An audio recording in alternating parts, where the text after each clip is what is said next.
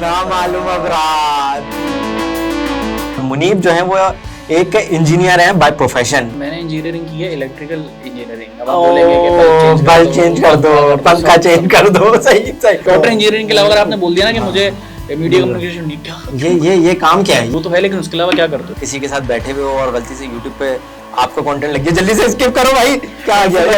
Headphone ला। Audience हमारी ऐसी है, खुद चढ़ाती है, खुद ही गिराती है। अब टैगी भाई हैं, सबने उनकी वीडियोस देखी हैं, मिलियंस ऑफ व्यूज हैं, तो लोग उन्हें बुरा भला कह रहे हैं कि यार देखो क्या कंटेंट बना के ले ली। भाई आपने तो व्यूज दिए, आपने व्यूज दिए, आपने देखा है भाई, उसने तो कंटेंट वही बेचा जो आप खरीद रहे हो। हाँ, मेरी वीडियो लीक हो गई भाई, कुछ ऐसा चक्कर हो गया, सबने टैग किया। किसी की मोबाइल में वीडियो देख रहे हो, कोई बंदा अगर सामने खड़ा हुआ तो क्या है भाई, ये मुफ्ती ज़ाहिर मसूद का रिएक्शन आ रहा है, सामने वीडियो चल रही है, तो वो लाइव रिएक्शन भी दे रहे हैं। मुफ्ती ज़ाहिर मसूद साहब ने देखा, उन्हें अप्रिशिएट करा, उन्होंने भी बोला, आप यूट्यूब की वीडियो डेली किए, उन्होंने बोला कि यार ये जो काम करते हैं ना, ये लड़के अलग अच्छा काम कर रहे हैं। गंजी स्वैग, नूरो, जुनेजो, नादिर अली भाई, ये सब अगर फेमस हैं, उसके पीछे 10-12 साल की स्ट्रगल है। ए दिले पुकारे आजा वाली जो लड़की थी, बहुत अच्छा कंटेंट था वैसे वो भी। जो यूथ है उसको उसमें पेशेंस नहीं है, वो बस चाहते हैं कि वो आज एक वीडियो बनाए और कल वो फेमस हो जाए। कभी मोहब्बत हुई? मोहब्बत हाँ बिल्कुल हुई। शादी तो नहीं हुई? आई स्टिल लव हर।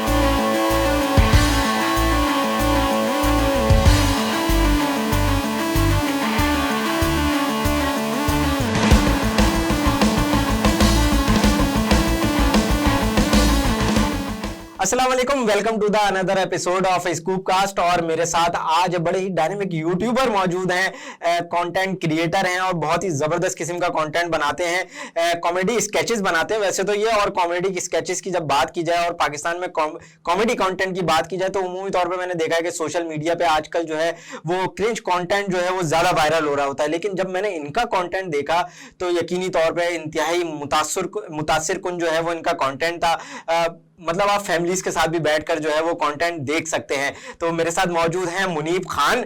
और मुनीब, पहले तो बहुत बहुत शुक्रिया, आपने वक्त दिया अपना।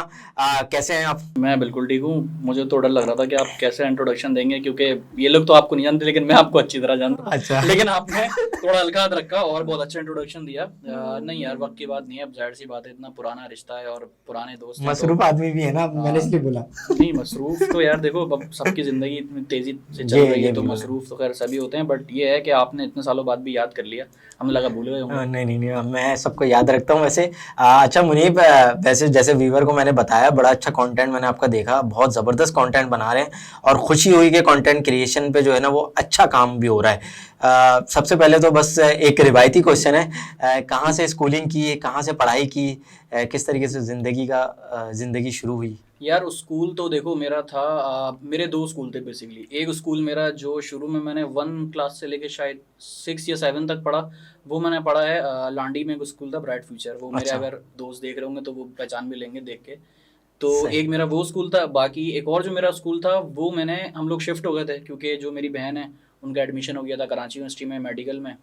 तो ट्रैवलिंग में बहुत टाइम लगता था। अब कराची के हालात आपको पता है, शुरू से ही शॉपिंग हो जाती है, कभी भी आप बाहर चले जाएँ तो वो बहन को थोड़ा सा टाइम लगता था आने जाने में, और वो काफ़ी इस तरह के मामला हो गए थे ट्रांसपोर्ट के। तो हमने बोला हम यूनिवर्सिटी से ही थोड़ा सा करीबी कहीं घर ले लेते हैं, जौहर गुलशन में, क्योंकि कराची यूनिवर्सिटी करीब में ही है। सही। तो फिर हम लोग यहाँ पर शिफ्ट हो गए। तो वो मैंने मेरे ख्याल से 6 या 7 से पुराना स्कूल ड्रॉप कर दिया था। यहाँ से मैंने 7 से ज्वाइन किया था। यहाँ पे मेरा था एजुकेटर स्कूल। अच्छा, मैं भी एजुकेटर से पढ़ा हूँ। अच्छा, सही बात है, उसी के बाद बंद हो गया। तो एनीवेज, तो 7 से लेके मैट्रिक तक मैंने वहीं पढ़ा है। तो वो भी को था, वहाँ पे भी मैट्रिक में पढ़ा।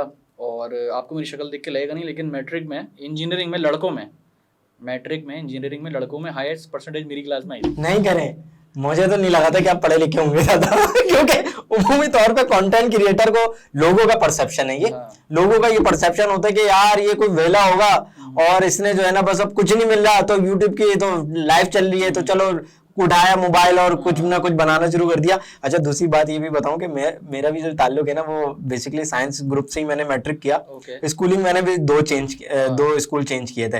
और यहाँ तक ये हुआ था कि 9 क्लास में मुझे ये बता दिया गया था मेरे टीचर्स की तरफ से कि बेटा आप तो फेल हो जाएंगे। ठीक है, और जब फेल हो जाएंगे तो आप एक तासुर है भाई, ठीक है, हमने भी तासुर को दुरुस्त इस तरीके से किया कि हमारी थर्ड हाईएस्ट परसेंटेज स्कूल में जो आई थी, और जिस टीचर ने बोला था उसके सब्जेक्ट में हाईएस्ट नंबर लिए थे मैंने। नहीं और तो ये तो वो सिलसिला टीचर चलता ने था। फिर क्या रिएक्शन? वो उस टीचर का रिएक्शन ये था कि दोबारा पेपर चेक नहीं नहीं नहीं नहीं, वो पुराने जमाने में तो सिलसिला हमारे यहाँ चलता ही था ना कि हाँ। नंबर बढ़ जाते थे हाँ, स्कूल चेंज में। उन्होंने कहा तुमने बेटा नंबर बढ़वा लिए अपने? पैसे दिए, पैसे दिए? मैंने कहा नहीं नहीं मिस, मैंने पैसे नहीं दिए, मैंने तो याद करके और पेपर दिया। बायोलॉजी के पेपर में जो है ना वो मेरे सबसे ज्यादा नंबर आए थे। नहीं और अच्छा, ये इसमें मैं माहिर था अच्छा, हैरान की बात है, बायोलॉजी में आपके ज्यादा नंबर आए लेकिन आपकी भी तो शादी नहीं हुई। हाँ, ये एक अलग है, ये अलग तासुर है, ये अलग टॉपिक है जिससे हम डिस्कस करेंगे। अच्छा व्यूवर, सबसे इम्पोर्टेंट बात ये है कि जैसे मुनीब ने बताया कि साइंस में जो है उनके बड़ी अच्छी परसेंटेज भी आए और अच्छे डायनेमिक स्टूडेंट रहे, लेकिन साथ साथ जो है वो मुनीब जो है वो एक इंजीनियर है बाय प्रोफेशन। तो मुनीब, इंजीनियरिंग और फिर कंटेंट क्रिएशन कैसे ताल्लुक बना, और इंजीनियरिंग कहाँ से की वैसे? यार इंजीनियरिंग पहले तो जैसे मैं आपको स्कूल का बता रहा था कि स्कूल मेरा मैट्रिक में वो था, जबरदस्त परसेंटेज। अच्छा, कॉलेज रह गया, कॉलेज जो आपका कौन सा था? हाँ, कॉलेज मेरा था एसएम गवर्नमेंट कॉलेज, जो अच्छा, SM science, SM science government college, जो मेरा सही सही सही, आईए चंडीगढ़ रोड और सदर के उसके पीछे एरिया ही है में मेरे ख्याल से। सही। तो वो मेरा था कॉलेज, लेकिन आपको पता है गवर्नमेंट कॉलेज में क्लासेस बिल्कुल ऐसी है, ऐसी टीचर्स है, नहीं ऐसी आते, तो वो प्राइवेट ही पढ़ा। और फिर एनईडी का टेस्ट दिया तो अच्छी परसेंटेज आ गई। पता नहीं मैं नहीं जब करें तक आप? नहीं यार, मैं जब तक अच्छा पढ़ता था। मैं अच्छा, एनईडी यूनिवर्सिटी से इंजीनियरिंग किया आपने? एनईडी यूनिवर्सिटी से मैंने इंजीनियरिंग की है। जबरदस्त। तो कॉलेज मेरा एसएम गवर्नमेंट था, स्कूल मैंने आपको बता दिया। तो वहाँ पे ऐसा हुआ कि टीचर्स वगैरह आते नहीं थे, पर्सनली मैंने जो था पढ़ा। जब तक कोई मुझे यूट्यूब का शौक नहीं था, मुझे पता भी नहीं था कि यूट्यूब क्या होती है, यूट्यूबर क्या होता है, इंस्टाग्राम क्या होता है, वीडियो क्या होती है, सही। क्रिएशन क्या होती है, क्रिएटर्स क्या होते हैं, मुझे कुछ नहीं पता था। बट वही जो है आपको पता ना, एक भेड़ चाल चली हुई आ रही है कि भाई 9 करो, मैट्रिक करो, हाँ। और उसके बाद इंजीनियरिंग कर ली, इंजीनियरिंग के बाद फिर आप जॉब करो, बस शादी करो और बस खत्म, मर जाओ। हाँ, जिंदगी में कुछ है हमने भी नहीं। यही सुना था, तो हम भी उसी मिडिल क्लास फैमिली की बेसिकली ये फिनोमेना यही है कि आप जो है ना वो पढ़ाई करें और खा पी के जो है ना वो नौकरी करके मर जाए, शादी करें और हाँ। मर जाएं। इसके अलावा बीच इसके में अलावा कोई बात कर लेना कि मुझे कुछ और करना है, वो मतलब तो- डॉक्टर इंजीनियरिंग के अलावा अगर आपने बोल दिया ना कि हाँ, मुझे मीडिया कम्युनिकेशन नहीं, क्या ये काम क्या है, ये क्या काम होता है? ये क्या काम होता है, हाँ, और ये काम ही क्यों नहीं होता है? पता। अच्छा, अभी भी इवन यही होता है। अगर मैं बताता हूँ कि मैं यूट्यूबर हूँ, वीडियोस बनाता हूँ, वो तो है, लेकिन उसके अलावा क्या करते हो? मतलब जैसे काम को काम नहीं समझते ना। अब मैं भी जब शुरू में मैंने कॉमर्स से इंटर किया और उसके बाद जब यूनिवर्सिटी में गया तो मैं इंटरनेशनल रिलेशंस के डिपार्टमेंट में गया कराची यूनिवर्सिटी में ना, एडमिशन हो गया। तो उमूमी तौर पे जो मतलब सोशल गैदरिंग थी और फैमिली थी, तो बेटा ये क्या फील्ड है, मतलब आप इसमें क्या करेंगे? अब मैं उनको समझाऊं कि भाई ये इंटरनेशनल रिलेशंस है, मैं ग्लोबल इश्यूज़ के बारे में पढ़ता हूँ, और तो बेटा इसकी नौकरी क्या लगती है? यही सवाल आता है। मैंने कहा भाई अगर पाकिस्तानी अवाम को समझाना था तो मैंने उनको समझाने के लिए कह दिया कि भाई इसमें मीडिया में नौकरी लग जाती है। अब मैंने ये नहीं बोला कि भाई इसमें फॉरेन मिनिस्ट्रीज में लग जाती है या एम्बेसीज में लग जाती है, तो मैंने बोला इसमें मीडिया में लग जाती है। मीडिया में जाओगे तो मीडिया में करोगे क्या तुम? मैंने बोला ये तफसीलन जवाब है, ये वक्त आने के बाद जो है ना वो मैं दूंगा। तो अल्हम्दुलिल्लाह अब जो है वो वक्त ने जवाब दे दिया, वक्त ने जवाब दिलवा दिया। ये असल में अवेयरनेस की बात है। बिल्कुल, तो वो प्रोफेशनल अवेयरनेस की बात है। प्रोफेशनल अवेयरनेस की बात है। वो हमारे काम को काम समझते नहीं है बेसिकली, जो कि उनको समझना चाहिए। तो अब थोड़ी सी अवेयरनेस आ गई लोगों में। तो एनीवेज हम वापस पॉइंट पर आते हैं। फिर मेरी इंटर में अच्छी परसेंटेज आ गई, तो वही घर वालों ने बोला कि भाई खाला का बेटा जा रहा है इंजीनियरिंग में, तो तुम क्यों नहीं जा रहे, तुम भी जाओ। हमने बोला हम चले आते हैं भाई। मतलब प्रॉपर हमारे, आपको पता है पाकिस्तान में अवेयरनेस और जो ग्रूमिंग होती है, कंसल्टेशन 9 मैट्रिक क्लास के बच्चों को, वो बिल्कुल भी नहीं है। करियर काउंसलिंग का मसला, कैरियर काउंसलिंग होनी चाहिए। वो कर रहे होते हैं जो दूसरा उन्हें बोलता है, वो नहीं करते जो उन्हें खुद, भाई मुझे इंजीनियरिंग करनी है, मुझे डॉक्टर करना है, मुझे पायलट बनना है, या मैं आर्टिस्ट हूँ, मैं म्यूजिशियन हूँ, मैं डॉक्टर हूँ, या मैं एक अलग, वो नहीं करता। वो करता है जो वो खाला के बेटे ने कर ली, सोसाइटी के प्रेशर में आके अपना डिसीजन चेंज कर लेता है। तो उस वक्त खैर मुझे ये भी नहीं पता था कि मुझे पर्सनल ये करना है। इंजीनियरिंग सब कर रहे थे, हमने इंजीनियरिंग में एडमिशन ले लिया और एनईडी यूनिवर्सिटी में हमारा एडमिशन हो गया। तो वहाँ पे एडमिशन हुआ, तो वहाँ तक हमने अच्छा पढ़ा।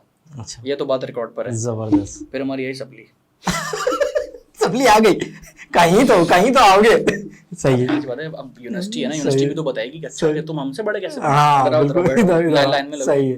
तो हम वहाँ गए। हमारी मेरे ख्याल से 2-3 पेपरों में आई थी सप्ली एक साथ। तो मैंने फैसला थोड़ा सा चेंज करने का सोचा ना, लेकिन मुझे पता था मेरे अब्बा बहुत गर्म है, 2 थप्पड़ लगाएंगे, बोलेंगे बेटा तो वो देख रहा है मैकेनिक उसकी दुकान पे बैठेगा कल से। सही है। तो घर पे मैंने बताया नहीं, लेकिन जब यूनिवर्सिटी में एडमिशन ले लिया और वो जो पेपर्स मेरे रह गए थे वो किसी तरीके से निकाले, तो इसी तरह 3-4 साल निकल गए। यूनिवर्सिटी में मैं आहिस्ता आहिस्ता ना मेरा ग्राफ पढ़ाई का नीचे आ रहा था, सही है। तो वो ग्राफ फिर नीचे नीचे आगे वो बहुत नीचे चला गया, लेकिन मैंने किसी तरह अल्हम्दुलिल्लाह 4 साल में निकाल ली। मैं सर्टिफाइड इंजीनियर हूँ। अच्छा, HEC से PEC से डिग्री मेरी अप्रूव, वेरिफिकेशन करवा लिया आपने? वेरिफिकेशन हुई हुई है, पूरे अच्छा। 4 साल में निकला हूँ। 5 कभी साल बाहर भी जा सकते हैं? कभी भी बाहर जा सकते हैं, लेकिन अब जबरदस्त। वीडियोस यहाँ बनाते हैं। तो फिर वहाँ पे भी मैं डिफरेंट चीज़ों में पार्टिसिपेट करते रहता था, जैसे सही। थिएटर में पार्टिसिपेट कर लिया, कभी कोई NAD में इवेंट हुआ होस्टिंग का, उसमें पार्टिसिपेट कर लिया, सही। कोई क्लास में इवेंट हुआ, प्रेजेंटेशन हुई तो उसमें पार्टिसिपेट कर लिया। तो सही। मैं बीच बीच में एक्स्ट्रा करिकुलर एक्टिविटी में खासे इन्वॉल्व रहते थे? हाँ, मैं उसमें ज़रूरी भी है वैसे ना, ये ज़रूरी भी है कि आप एजुकेशन के साथ साथ जो है ना वो बेसिकली एक्स्ट्रा, मेरा मानना ये है कि एक्स्ट्रा करिकुलर एक्टिविटी जो है ना वो आपको ज़िंदगी के लिए तैयार करती है। एजुकेशन तो चलें ठीक है, आप पढ़ाई कर रहे हैं, चीज़ों आप प्रोफेशनलिज्म के हिसाब से जो है चीज़ों को सीख रहे हैं, लेकिन एक्स्ट्रा करिकुलर एक्टिविटीज़ जो है ना वो आपको आपकी लाइफ के लिए आगे तैयार कर रहे होते हैं। तो ये बड़ा इंपॉर्टेंट होता है। बिल्कुल ऐसी बात है, जबकि हमारे स्कूल कॉलेज में ये चीज़ होनी चाहिए। जो यूनिवर्सिटी में एक्स्ट्रा करिकुलर एक्टिविटीज़ है ना, वो मैं समझता हूँ कि थिएटर तो मुझे लगता है आप बड़ा अच्छा करते होंगे। थिएटर तो सर आपको पता है अब हमने साथ भी किया है, अभी आपने ये बता दिया, मैं आगे बताता। लेकिन तो ये जो चीज़ है एक्स्ट्रा करिकुलर वाली, ये बिल्कुल आपने सही बोली है कि ये होनी चाहिए, लेकिन ये बहुत पहले होनी चाहिए। ये स्कूल के लेवल से शुरू होगी ना तो बंदा यूनिवर्सिटी तक आकर एक्सपर्ट हो जाएगा। बिल्कुल। मैंने बहुत सारी यूनिवर्सिटी में देखा है, मैं NAD की बात नहीं कर रहा, मैं सबकी बात कर रहा हूँ कि थोड़ा सा ना कॉन्फिडेंस कम है बात करने का ना, कि अगर किसी प्रोफेसर से बात करनी है, किसी DGM से बात करनी है, किसी प्रेसिडेंट से, किसी चेयरमैन से बात करनी है, तो लोगों को कॉन्फिडेंस थोड़ा सा शेक हुआ है। ये क्यों है? ये स्कूल का मसला है। जो स्कूल माफिया भी बने हुए हैं, लाखों रुपए फीस ले रहे हैं, तो भाई आप लोग को कॉन्फिडेंस तो लो। बच्चों की ग्रूमिंग नहीं कर रहे, स्पीचेस करवाओ, अपनी तैयारी करवाओ। बिल्कुल। कम स्कूल करवा रहे हैं, लेकिन अब आहिस्ता आहिस्ता करवा रहे हैं। तो NAD में मैं पार्टिसिपेट करते रहता था। फिर इस तरीके से एक थिएटर में जाना हुआ, वहाँ पे मेरी मुलाकात हुई आपसे। तो वहाँ पे फिर ऑडिशन दिया था। आप ये कहेंगे हसीन मुलाकात? हाँ, हसीन मुलाकात। हसीन मुलाकात। ये भी एक हसीन मुलाकात है। हम तकरीबन 4-5 साल बाद मिल रहे हैं। जबरदस्त। तो वहाँ पे मुलाकात हुई थिएटर में। फिर वहाँ पे हम परफॉर्म किया, कहाँ का FM में परफॉर्म किया था। FM में किया था, और उसके बाद आर्ट्स काउंसिल में किया था। कोका कोला में भी हमने परफॉर्म किया था। कोका कोला में वो मेरे ख्याल से अखबार में, मेरे ख्याल से अखबार में भी आया था, थी, अखबार में भी पिक्चर आई थी इसकी ना। वो भी बड़े हसीन लम्हे थे पुराने, और बड़ी एक जबरदस्त टाइम था वैसे, वो बहुत जबरदस्त टाइम था। कोई टेंशन नहीं थी लाइफ की, कुछ नहीं था। यूनिवर्सिटी आते थे, थिएटर की प्रैक्टिस करते थे, जबरदस्त पढ़ाई करते थे। तो वो थिएटर में फिर हिस्सा लिया, तो वहाँ पे आहिस्ता आहिस्ता कॉन्फिडेंस बहाल होता रहा। तो मैं भी पहले ऐसा ही बच्चा था भाई। अगर मुझसे पूछोगे ना स्कूल में, तो मैं स्कूल में किसी से बात नहीं कर सकता था। मैं टीचर्स मुझे अगर बोलते थे कि कंपटीशन में हिस्सा लेना है, मैं वो नहीं कर सकता था। असेंबली में अगर कुछ मेरी तकरीर है या मुझे कुछ बोलना है, कुछ नात पढ़नी, मैं वो नहीं कर सकता था। उस स्कूल में अगर मुझे मतलब मैं बहुत शाय तरीके का भी था।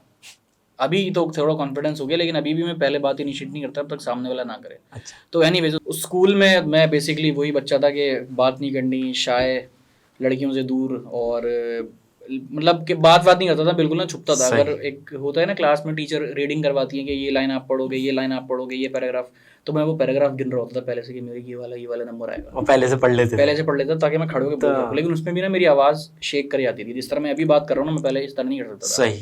कैमरे के आगे बोलना और ये सब कुछ, तो ये मैं सोच ही नहीं सकता था। मुझे नहीं पता ये अब कैसे हो रहा है, ये वो वक्त के साथ साथ वक्त के साथ साथ बंदा वो लड़ लेकिन स्कूल में मैं शायद था, मैं डरता था, मुझसे बात नहीं होती थी, टीचर से बात नहीं होती थी। अगर कैंटीन में चीज़ लेनी है वो भी लेने नहीं जा रहा, बिल्कुल ना बैठने वाला, इतनी ज़्यादा शैतान वाला मैं था नहीं स्कूल। सही।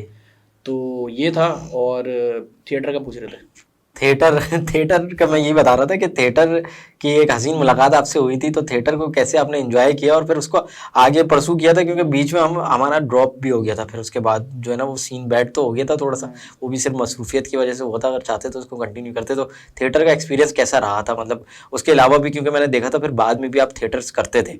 हमने तो माशाल्लाह से जो है वो बहुत नाम रोशन किया था सियासतदान का बेटा बन के। और आपका कैरेक्टर क्या था?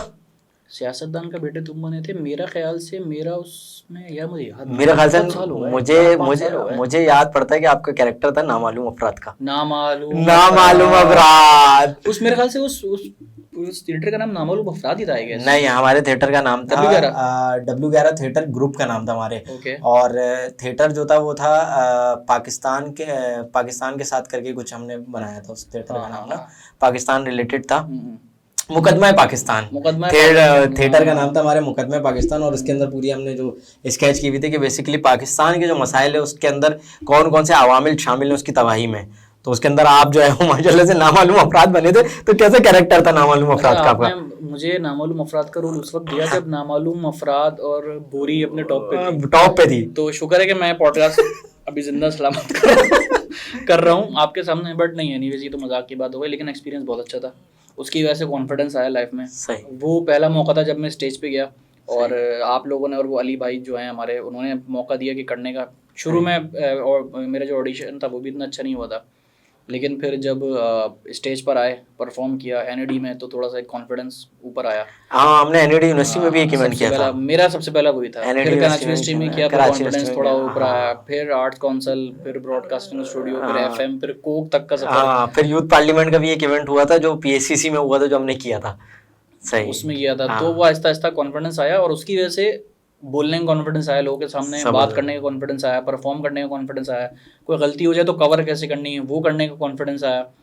और उसके अलावा ये पूरा जो था ना एवॉल्व के यूट्यूब पे एक्टिंग और ये ड्रामा, इसमें थिएटर का बहुत बड़ा किरदार है। उर्दू का तलफ़ुज़, क्योंकि आजकल की यंग जनरेशन को आप देखें ना तो उर्दू भी थोड़ी बर्गर्स वाली, हाँ जेंजी है ना, जेंजी इस्लामाबाद वाली बोलते हैं। इस्लामाबाद वाले बुरा ना मान जाए, हकीकत है भाई। तो वो जो एक पूरा इवॉल्व होता है ना, वो पूरा थिएटर ने किया। जबरदस्त, वो पूरा थिएटर ने किया, और पढ़ाई भी वो उस वक्त साथ साथ ही चल रही थी। जबरदस्त। अच्छा मुनीब, दूसरी बात ये कि जैसे आपने बताया कि इंजीनियरिंग की आपने, और इंजीनियरिंग करके जो है ना वो माशाल्लाह से कंटेंट क्रिएशन के कैरियर को जो है ना वो आप लेकर चल रहे हैं। इंजीनियरिंग का तासुर ये है कि भाई इंजीनियर बन गए ना तो अब पाकिस्तान में तो नौकरी तो एक तो मिलनी नहीं है, ठीक है। सबसे पहले उनको जो है ना वो फिक्र लाग हो जाती है कि यार प्रोफेशनल लाइफ कैसे चलेगी हमारी। एनएडी में तो लोगों के ख्वाब होते थे, मुझे तो नहीं लगता कि पता नहीं अब होते हैं नहीं होते। हमारे ज़माने में भी थे भाइयों के वगैरह के जिन्होंने इंजीनियरिंग पढ़ी थी, तो उनका ये था कि हम एनएडी में एडमिशन हो जाए हमारा। तो मेजॉरिटी लोगों के होता है, पढ़े लिखे लोगों का भाई होता है, हमारा नहीं था। लेकिन क्या उस वक्त आपको कुछ ऐसा ख्याल था कि यार मैं इंजीनियरिंग पढ़ रहा हूँ तो मेरा प्रोफेशनलिज्म जो है वो प्रोफेशनल लाइफ कैसे कैरी ऑन होगी, जॉब कैसे मिलेगी? यहाँ तो जॉब ही नहीं मिल पा रही होती है। और साथ में ये भी ऐड ऑन करेगा कि इंजीनियरिंग कौन से फील्ड में आपने की? अच्छा, मैंने इंजीनियरिंग की है इलेक्ट्रिकल इंजीनियरिंग। अब आप बोलेंगे कि बल्ब चेंज कर दो, पंखा चेंज कर दो। सही सही, हमारा तासुर ही यही ना कि इलेक्ट्रिकल इंजीनियर तो भाई पंखा चेंज वायरिंग कर लेगा, चलो घर में कम से कम बिजली के शॉर्ट सर्किट हो गए, कम से कम मामला तो ये देख लेगा। हाँ, ये वाले मामला में वैसे भी देख लेता हूँ, लेकिन यूजुअली जो लोगों को अगर बताओ कि इलेक्ट्रिशियन सही इलेक्ट्रिकल इंजीनियरिंग की हुई है, तो वो यही बोलते हैं कि अच्छा वो पंखा उतारना है और वो बल्ब लगाना है, तो ये नॉर्मल चीज़ें, ये वैसे आती है मुझे। सही। तो इसमें मैंने की थी। और इसके अलावा जो तासुर की बात है, उसमें तो अभी भी यही जाता है तासुर की नौकरी नहीं लगती, जबकि अभी तो वैसे भी बिल्कुल नहीं है, लेकिन मेरे वक्त में थी। जब मैंने किया था तो उस वक्त नौकरियां लग जाती थी। अच्छा। उस वक्त हालात इतने ख़राब नहीं थे। अब की जो सिचुएशन है वो थोड़ी सी सीरियस हो गई है। अच्छा। लोगों को अब पाकिस्तान में इंजीनियर्स के लिए मतलब सिचुएशन सीरियस, जॉब्स बहुत बहुत कम है यार। मतलब हम अगर इसको इंजीनियर्स ज़्यादा हैं, जॉब कम है। अच्छा, ब्रॉडर पर्सपेक्टिव में देखें कि दुनिया भर में अगर जो तरक्की याफ्ता ममालिक हैं उनके अंदर उनके पास खपत कम नहीं हो रही कि वो चाह रहे कि हमारे पास इंजीनियर्स हो, और हम यहाँ पर इंजीनियर्स बना रहे तो उनको नौकरी नहीं दे रहे। बाहर वाले तो उल्टा बोल रहे हैं कि अब हमें इंजीनियर्स चाहिए, बाहर से भेजो, और हमारा मुल्क बोल रहा है हमारे पास नौकरी नहीं है, तो इसलिए तो लोग बाहर जाएंगे। अब जाहिर सी बात है, घर में ब्रेड एंड बटर तो आना है ना, राशन तो सबके घर में डलता है, जॉब के लिए उसको करना तो पड़ेगा, यहाँ नहीं लग रही तो बाहर जाना पड़ेगा। ये कितनी अलार्मिंग और कितनी प्रॉब्लमेटिक सिचुएशन है कि मतलब आप इंजीनियरिंग जैसे फील्ड को जो है वो मुख्तलिफ फील्ड्स हैं, उसके अंदर इलेक्ट्रिकल है, मैकेनिकल है और दीगर इंजीनियर्स होते हैं, लेकिन उनके लिए कितनी अलार्मिंग सिचुएशन है कि वो 4 साल मेहनत करें, एनआईटी यूनिवर्सिटी में हो या वो किसी और दीगर यूनिवर्सिटी में हो। इंजीनियरिंग यूनिवर्सिटी में एडमिशन लेना मेरा खासा मुश्किल होता है, पढ़ना पड़ता है भाई, to be very honest. Average student का काम नहीं होता, थोड़ा सा अबव एवरेज स्टूडेंट जो है ना वो आपका एडमिशन ले पाता है, लेकिन उसको जब वो पढ़ाई के दौरान ये फील होने लग जाए कि यार मैं अपने प्रोफेशनल लाइफ को कैसे कैरी ऑन करूँगा, तो उसके लिए कितनी प्रॉब्लमेटिक बात होगी। बहुत प्रॉब्लम वाली बात है। स्टार्ट में मुझे भी थोड़ा सा ये लग रहा था, और मैं तो अपने उन अंकल को ढूंढ रहा हूँ जिन्होंने कहा था कि इंजीनियरिंग कर लो तो जॉब में लगा दूंगा। वो अंकल मुझे उस दिन के बाद से नहीं मिले, बल्कि मैंने तो सुना उन अंकल की खुद नौकरी चली गई। अच्छा जबरदस्त। ये वो 3 इडियट्स वाले नहीं, वो फलाना साहब के, फरहान को कहते हैं, वो फलाना साहब के बेटे जो है ना, वो क्या कहेंगे, मैं जॉब लगवा दूंगा। हाँ जॉब लगवा दूंगा, खुद की जॉब के लाले पड़े हुए हैं, वो हमारी जॉब लगवा देंगे। अच्छा अच्छा, दूसरी चीज जो है ना, वो इंजीनियरिंग तो चले आपने पढ़ ली, उसके बाद प्रोफेशनल लाइफ में आए, इंजीनियरिंग को कैरी ऑन किया या बिल्कुल वहीं पर ड्रॉप आउट कर दिया था कि मतलब बस पढ़ाई कर ली, अब कैरियर में नहीं जाना? जिस वक्त मैंने स्टार्ट की थी उस वक्त जॉब्स थी इंजीनियरिंग में, तो मेरा माइंड था कि मैं इंजीनियरिंग ही करूँगा। उस वक्त हालात भी इतने ख़राब नहीं थे, और जो इन्फ्लेशन और महंगाई की प्राइसेस थी वो भी ठीक थी, बेहतर थी, अच्छा मतलब हो रहा था। तो पिछले 1.5 साल में जो सिचुएशन हुई है ना, वो काफ़ी अलार्मिंग हो गई। जिस तरह कोविड आया और कोविड के बाद दुनिया की जो इकोनॉमिक की सिचुएशन हुई वो बहुत ख़राब हो गई, तो बहुत सारी जॉब्स वैसे ही चली गई। इंजीनियरिंग की तो पहले फुर्सत में चली गई थी, जाहिर सी बात है, प्लांट काम नहीं करेगा तो इंजीनियर का वहाँ क्या काम है। बिल्कुल बिल्कुल ऐसे। इंडस्ट्रियल इंजीनियरिंग की चली गई, मैकेनिकल इंजीनियरिंग की चली गई, प्लांट्स बंद हो गए, ऑटोमोटिव के प्लांट्स बंद हो गए, गाड़ियों की इंजीनियरिंग बंद हो गई, काफ़ी सारे बंद हो गए। मैं गवर्नमेंट को ब्लेम नहीं कर रहा, लेकिन ये दुनिया भर की सिचुएशन हुई थी। लेकिन बाकी दुनिया के ममालिक ने क्या अकलमंदी की कि उन्होंने उसको उस तरीके से बैलेंस किया, क्योंकि उनके पास पॉलिसी थी। हमारे मुल्क में पॉलिसी नहीं थी, कि ये जो हमारे साथ हो रहा है ये हम कंट्रोल कैसे करें। वो इतनी पैनिक वाली सिचुएशन थी कि गवर्नमेंट को भी समझ में नहीं आया कि यार हम क्या करें, जॉब जा रही हैं लोगों की। तो उस वक्त मेरा इरादा था कि मैं करूँगा जॉब, बिल्कुल मैं करूँगा। लेकिन फिर मैंने उसके बाद बोला यार कि बैड सीन है यार, कुछ भी नहीं रखेगा, क्योंकि मैं अपने देखता था अपने दोस्त जो जॉब्स करते हैं उनको मैंने देखता था कि यार ये ना 9 to 5 कर रहे हैं और अगले दिन फिर जाना है, तो वही सेम रूटीन है। अब मैं आपको बता दूँ मैं थोड़ा सा बंदा कैसा हूँ, मैं रोज़ एक काम नहीं कर सकता। मतलब रोज़ 9 to 5 जाना है ना, और एक ये काम है, ये एक सेम ये वाली जो चीज़ है ना, मैं इससे बड़ा डिस्टर्ब हो जाता हूँ, मैं बहुत जल्दी एक चीज़ से बोर हो जाता हूँ। सही।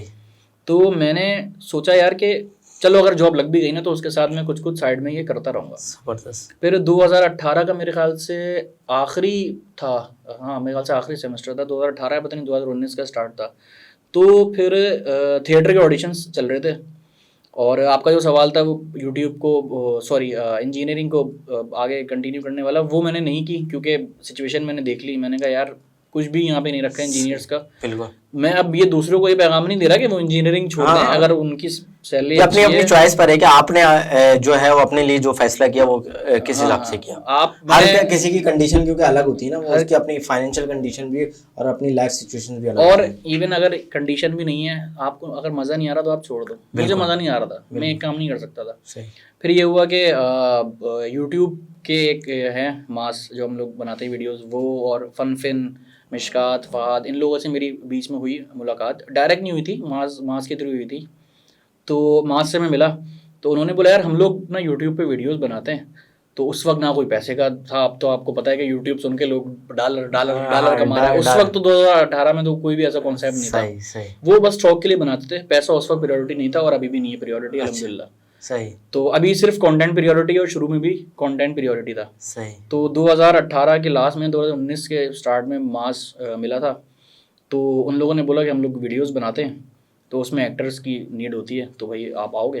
तो उस वक्त जॉब थी नहीं इंजीनियरिंग के, आपको बताया कि 3 सप्ली आई हुई थी, वो मैंने क्लियर किया था। और थिएटर का शौक था। जबरदस्त। और थिएटर भी थोड़े से उस वक्त मिलना कम हो गए थे, तो टाइम भी था, तो मैंने बोला चलो यार यूट्यूब स्टार्ट करके देखते हैं। अच्छा, मुझे ऑनेस्टली नहीं पता था कि इसका रिएक्शन ऐसा आता है कि लोग आना आपको फौरन पहचानने लगते हैं। शुरू के 6 महीने साल बनाई, आहिस्ता आहिस्ता लोग पहचानने लगे। अच्छा, जबरदस्त। तो यूट्यूब स्टार्ट किया, उन लोगों के साथ फनफिन के साथ काम किया, और फनफिन वालों के साथ फिर काम कर करके उनकी वीडियोस में किया, और पैसा प्रायोरिटी था नहीं, आपको पता है। सिर्फ आपके कंटेंट क्रिएटर्स के लिए ना सबसे पहली प्रायोरिटी यही होती है कि बस यार मैं आज वीडियो डालूं, कल वायरल हो, परसों $100-200 आ जाए मेरे अकाउंट में। तो अब तो ये तो इसी वजह से जो है ना वो कंटेंट, मुझे लगता है कि आप क्रिंज कंटेंट ज्यादा आपका जो है ना ज्यादा बिक रहा होता है। उसका मकसद ही यही है। वो जो आप बात कर रहे हैं क्रिंज कंटेंट की, वो चाहते हैं कि उनको ना सक्सेस थोड़ी जल्दी मिल जाए। हाँ, जल्दी। वो ये मेहनत नहीं देखते कि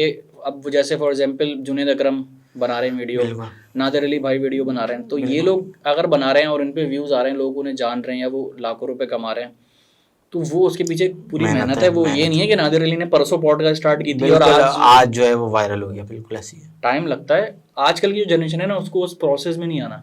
बिल्कुल। उनको बस फेमस होना है, और वो फेमस के लिए जैसा भी कंटेंट बनाना पड़े, घर वालों को दिखाना पड़े, भाभी को, बहन को, जिसको दिखाना पड़े वो दिखा रहे हैं। आपके कंटेंट में वैसे मैंने ये बात देखी कि मैंने देखा कि कॉमेडी स्केचेस हैं, और इस तरीके का कंटेंट नहीं है कि मतलब आप किसी के साथ बैठे हुए हो और गलती से यूट्यूब पे आपका कंटेंट लग गया, जल्दी से स्किप करो भाई, क्या आ गया हेडफोन लाओ। तो कम से कम ये अच्छा लगा देख करके, काम जो है वो कंटेंट क्रिएशन पर हो रहा है। हाँ, ये शुरू से यही प्रायोरिटी थी कि यार ऐसा कंटेंट बनाना नहीं है, क्योंकि इंडिया के कंटेंट की ऑडियंस अलग है। जो आशीष चंचलानी बीबी की वाइन बनाता है वो कंटेंट बिल्कुल अलग बनाते हैं, वो सबको पता है, वो बताने की जरूरत नहीं कि क्या बनाते हैं। और हम लोग शुरू से बनाते थे ना, वो साफ सुथरा ही बनाते थे कि घर वाले भी देख सकें और बच्चे भी देख सकें, सब देख सकें। ऐसा हमने शुरू से ही नहीं बनाना था, और हमारा पाकिस्तान का कल्चर भी ऐसा नहीं है कि आप ऐसा बनाओ कि कोई ना देखे। कोशिश होती है कि साफ सुथरा कंटेंट बनाएं। तो शुरू से ही यही थी चॉइस के कंटेंट पे कभी कॉम्प्रोमाइज ना हो, भले हफ्ते में एक वीडियो आए तो, लेकिन अच्छी आए। अच्छा, मुझे डेली व्लॉग का ये समझ नहीं आता। चलो एक बंदा बना रहा है, मैं दिखा रहा हूँ कि मैं नानी के घर जा रहा हूँ, मैंने आज जो है ना नया पपी लिया है, ठीक है, या मैं एयरपोर्ट पे पिकअप करने के लिए जा रहा हूँ, saying yes to my wife, हाँ saying yes to my wife, ठीक है, ये तो मैं बना रहा हूँ, मतलब लेकिन इसको देखने वाले लोग कौन है, मुझे ये समझ आज तक नहीं आया है। आपका ताल्लुक भी यूट्यूब से, मिलियंस ऑफ व्यूज है यार। मैं कहता हूँ कि मतलब अच्छा, उसके अंदर दूसरी चीज और भी है, मैं देखता हूँ कि खास करके जो है ना वो इंटीरियर साइड के मुख्तलिफ इलाकों के जो है ना वो कंटेंट है, और कुछ नहीं है तो वो डेली व्लॉगिंग कर रहे हैं, लेकिन उनके अंदर मैंने ये कंटेंट क्रिएशन देखी है कि यार वो अपनी ना लाइफ दिखा रहे होते हैं। अच्छा, विलेज लाइफ, अच्छा वो देखना लोगों को फिर समझ आता है कि यार वो कैसे जिंदगी, वो थोड़ी डिफरेंट लाइफ, हाँ डिफरेंट लाइफ है, कैसे जिंदगी गुजार रहे हैं ये। लेकिन शहर की जो चीजें वो बता रहे होते हैं कि लाइक मैं आज निकला एयरपोर्ट से, मैकडोनल्ड गया, उसके बाद वहां से KFC चला गया, उसके बाद फैमिली को पिक करके घर आ गया, बच्चों को नानी का छोड़ दिया, वाइफ को मॉल में भूल गया, यार ये भी, यार मैं ये कहता हूँ ये कौन लोग देखते हैं। अच्छा, ये आपका बहुत अच्छा वैलिड सवाल है कि चलो मैं बना तो रहा हूँ, देखने वाले मिलियंस कैसे हैं? हाँ, मुझे ये समझ नहीं आ रहा, लिटरली समझ नहीं आ रहा है कौन लोग देख रहे हैं। मैं आपको बताता हूँ इसका क्या एल्गोरिथम है। डेली व्लॉग बहुत पहले से जो यूरोपियन साइड है, अगर हम देखें बाहर की साइड, फॉरेनर्स वो बनाते हैं। अच्छा, वो बहुत टाइम से बना रहे हैं, लेकिन आपको पता है कि हम लोग थोड़ा देर से कॉपी करते हैं। सही। तो जैसे कोई फिल्म की कॉपी बनती है, वो पहले इंडिया में, वो पहले मतलब हॉलीवुड वाले बनाते हैं, फिर बॉलीवुड बनाते हैं, फिर पाकिस्तान में बनती है। सही। तो इसी तरीके से पहले डेली व्लॉग आया यूरोप साइड पे, वहाँ फॉरेनर्स लोगों ने बनाया, फिर उसके बाद आया इंडिया में, फिर उसके बाद अब यहाँ पे आना शुरू हुआ। सही। ठीक है, अब डेली व्लॉग का क्या सीन है कि फॉर एग्जांपल बंदा फ्री है, ऑफिस में बैठा हुआ है, 90-80% ऐसे लोग हैं जो ऑफिस में काम करते हैं, बाकी ऐसे हैं जो पर्सनल काम करते हैं, किसी की शॉप है, कोई बिजनेसमैन है, या किसी का स्टार्टअप है। तो वो जो डेली व्लॉग बना रहा है ना, उसकी ऑडियंस वो वाली है, वो जो 70-80% वाली है जो फ्री बैठी हुई है। फ्री का मतलब ये कि ऑफिस में तो हैं, लेकिन उन्हें कुछ तो देखना है ना, टाइम कंज्यूम करने के लिए। अच्छा। तो वो कोशिश करते हैं कि वो उनको टारगेट करें, और कोशिश करते हैं कि थंबनेल ऐसा बनाएं कि सामने वाला ना अट्रैक्ट हो जाए। अच्छा। और लोगों ने, मैंने ये देखा है कि लोगों ने पिछले 2-2.5 सालों में ना अपनी चॉइस खुद ख़राब कर ली है। सही। प्रॉपर स्केचेस भी बनाते हैं, कॉमेडी स्केचेस हम लोग बना रहे हैं, और भी लोग बना रहे हैं, इडियट्स बना रहे हैं, सब बना रहे हैं, साजिद अली भाई हैं वो बना रहे हैं, लेकिन उनको ऑडियंस देख नहीं रही। क्यों? क्योंकि ऑडियंस ने अपनी चॉइस खुद ख़राब कर ली है। ऑडियंस को देखना है कि दूसरे के घर में क्या चल रहा है, टकी भाई के घर में क्या चल रहा है, मां सफदर के घर में क्या चल रहा है। मुझे ये लगता है कि ये साइकोलॉजिकल प्रॉब्लम है कि मतलब आपको जो है ना वो दूसरे की जिंदगी या दूसरे की लाइफ को झांकने की जो है ना वो आपकी जो एगरनेस है वो है, इस वजह से आप इस तरीके का कंटेंट देख रहे हैं, या शौक है इस तरीके का आपको। यही हम लोगों ने, जो ऑडियंस है, उन लोगों ने अपनी चॉइस को खुद ख़राब कर लिया है। ऑडियंस हमारी ऐसी है, खुद चढ़ाती है, ठीक है, और खुद ही गिराती है। अब जैसे टकी भाई हैं, सब ने उनकी वीडियोस देखी हैं, मिलियंस ऑफ व्यूज़ हैं, ठीक है। अब जब उन्होंने गाड़ी ले ली ना, ऑडी, सही, तो लोगों ने बुरा भला कह रहे हैं कि यार देखो क्या कंटेंट बना के ले ली। भाई आपने ही तो व्यूज़ दिए, आपने व्यूज़ दिए, आपने देखा है भाई, उसने तो कंटेंट वही बेचा जो आप खरीद रहे हो। हाँ, तो वही दिखा रहा है जो आप देखना चाह रहे हो। तो ऑडियंस अपनी चॉइस को ठीक करे। अगर ऑडियंस देखना छोड़ दे डेली व्लॉग्स, अगर ऑडियंस देखना छोड़ दे तो ट्रेंड खत्म हो जाएगा, एल्गोरिथम में वो आएगी नहीं वीडियो। डकी भाई या और भी जो दूसरे लोग हैं वो बनाना वो खुद छोड़ देंगे। सही। क्योंकि वो ट्रेंड में नहीं होगी, लोग देखेंगे नहीं। वो लोग देख ही इसीलिए रहे कि लोगों ने अपनी चॉइस ख़राब कर ली है कि उसकी लाइफ में क्या चल रहा है मैं देख लूँ, उनकी वाइफ के साथ क्या हुआ है मैं ये देख लूँ। ये मैं जनरल बात कर रहा हूँ कि लोग ये चाह रहे हैं कि उसमें क्या चल रहा है। प्रॉपर कॉमेडी स्केचेस भी बना रहे हैं, मैं ये नहीं कह रहा कि मैं बना रहा हूँ और भी लोग बना रहे हैं, तो भाई ऑडियंस वो भी तो देखे ना। ऑडियंस क्यों नहीं देख रही, ऑडियंस को क्या मसला है कि वो उसकी लाइफ में क्या चल रहा है। हाँ, असल में ऑडियंस का मसला है। अच्छा मुनीब, साथ साथ इंजीनियरिंग लाइफ की बात आपसे हुई है, कंटेंट क्रिएशन रिलेटेड आपसे बात हुई, थोड़ा सा जो है वो मैं ये पूछना चाहूँगा कि कंटेंट क्रिएशन की तरफ जब आए और जिस तरीके से बताया कि फादर भी सख्त थे, तो फिर कंटेंट क्रिएशन की तरफ जब आए तो कैसा रिएक्शन आया फैमिली का कि भाई क्या करोगे, मिरासी बनोगे हैं, नाटक करोगे, नौटंकियां करोगे, तो कुछ इस तरीके का कोई आया वो? ये बिल्कुल आपकी ना, मुझे अपने अब्बा याद आ गया आपकी ये टून सुन के, वो भी ऐसे ही बोलते थे। अच्छा पहले ना मैं ऑनेस्टली बताऊँ, मैं सच नहीं बोलता था। मैं पहले ना उन्हें झूठ बोल के चले आता था कि ना मैं किसी काम से आ रहा हूँ, मैं ट्यूशन पढ़ाने जा रहा हूँ, मैं ये कर रहा हूँ, मैं वो कर रहा हूँ, दोस्तों से मिलने आ रहा हूँ, मैं जाता नहीं था। तो शुरू में इसी तरह चलता रहा। थोड़ी सी शुरू में प्रॉब्लम्स हुई कि यार एक्टिंग है, कर रहे हैं, उस वक्त घर वालों को नहीं पता था। लेकिन जब थोड़े से लोग जानना शुरू हुए, 2-4 थोड़े से फेमस हुए, तो ना अब जब रास्ते में जाते थे ना तो कोई फ़ैन मिल गया, तो एक दफ़ा अब्बू के सामने मिल गया। नो वे, ये वाली स्टोरी क्या है? ये वाली स्टोरी मैं आपको बताता हूँ। ये स्टोरी है मेरे ख्याल से किसी की शादी की स्टोरी है, क्योंकि शादी में आपको पता है बच्चे ज़्यादा आते हैं। हमारा जो कंटेंट की जो वो है ऑडियंस, वो ज़्यादातर बच्चे हैं थोड़े से। सही। 20-21 एज के भी हैं, लेकिन ज़्यादातर उससे थोड़े से कम है। अच्छा। तो आपको पता है शादियों में कितने बच्चे आते हैं। हाँ। तो मैं ये एक्टिंग ही करता था। तो उस वक्त तक मुझे अंदाज़ा नहीं था कि अब हम 2-4 लोग हमें जानना शुरू हो गए। उस वक्त सब नॉर्मल चल रहा था, झूठ पे ही काम चल रहा था कि अच्छा। भाई मैं जा रहा हूँ काम से और मैं आ रहा हूँ रात में। भांडा फूटने वाला है मतलब हाँ, आपका? तो मुझे नहीं पता भांडा फूटने वाला है, मैं तो मंड रहा हूँ बिरयानी भाई शादी में, मैं तो फोड़ रहा हूँ बिरयानी। जबरदस्त। तो पूरी फैमिली थी, अब्बू नहीं थे, सब थे। तो आपको पता है अम्मी वगैरह तो कुछ बोलती नहीं, अम्मी वगैरह तो हमेशा नरम होती हैं, वो हमारी साइड लेती हैं। अब्बू होते हैं सबके सख्त। हाँ। तो वो बच्चा है 2 ना, एक आया पिक्चर ली चले गया, अच्छा भाई ठीक है नॉर्मल है, शादी में चल लेते हैं। दूसरा आया, वो भी लेके चले गया, सब पिक्चर लेते हैं। फिर जब 3-4 आने लगे ना, तो अब्बू ने बोला ये सब तुम्हारे साथ तस्वीरें क्यों ले रहे हैं? मैंने कहा ऐसी शादी में जैसे सबके साथ लेते हैं। हमने बोली शादी में तस्वीरें ले रहे, वैसे ही ले रहे सबके साथ। मुझे नहीं पता ये क्यों ले रहा, आई डोंट नो। अच्छा फिर ना 5वां जो बच्चा है ना, उसने भांडा फोड़ दिया। Oh no. मैंने आपकी वीडियो देखी है। अब्बू बोलने कौन सी वीडियो? नहीं भाई। अब्बू बोलने कौन सी वीडियो? लो भाई। तो उस वक्त खैर थोड़ा सिचुएशन को संभाला। फिर घर पे आके भी उन्होंने आपके सामने कोई ऐसा तो नहीं है, आप कॉमेडी स्केच बनाते हो और आपके सामने भी अपनी लाइफ को फौरन से स्केच आ गया हो कि यार झूठ बोल के जाता था, आज का स्केच कुछ खराब होने वाला है। आज की वीडियो खराब होने वाली है। अच्छा तो एनीवेज वहाँ से फिर उस वक्त उन्होंने कुछ नहीं बोला, उस वक्त सिचुएशन को संभाला क्योंकि शादी में गए हुए थे। सही। तो फिर घर पर आए तो फिर नेक्स्ट डे ना फिर पूछा कि भाई क्या सीन था, कौन सी वीडियोज़ हैं ये वो। क्यों फिर बीच में ऐसा हुआ था कि ना रिश्तेदार वगैरह भी ना थोड़े से वीडियोस, क्योंकि आपको पता है वो वायरल हो जाती है। देखना शुरू कर दी थी, यूट्यूब देखना शुरू कर दिया था, अवेयरनेस आ गई थी लोगों में 2019-20 में। हाँ। तो रिश्तेदार वगैरह ने भी फ़ोन करके पूछा यार वो एक लड़का है। अच्छा उन्होंने रिश्तेदारों ने यूट्यूब पे मुझे पहचाना नहीं, वो अम्मा को शक्ल है। हाँ कसम से अम्मा को फ़ोन करके बोल रहे हैं कि यार आपकी ना बेटा जैसा एक लड़का है, वो भी वीडियोस बनाता है यूट्यूब पे। ये नहीं बोल रहे कि मैं हूँ, कह रहा आपके बेटे की शक्ल मिलती है उस लड़के में, आप देख लें कहीं वही तो नहीं है। अब मैं दिल में ये शिकायत लगाने का दूसरा स्टाइल तो नहीं था? हाँ होता है, ये दूसरा स्टाइल ये भी होता है। हाँ। तो मैंने पहले सोचा, मैंने बोला यार ये तो अब मामला थोड़ा निकल रहा है आगे, थोड़े से लोग अब जानने लगे हैं, 1 लाख अभी सब्सक्राइबर्स भी होने वाले हैं, लगा शुक्र है।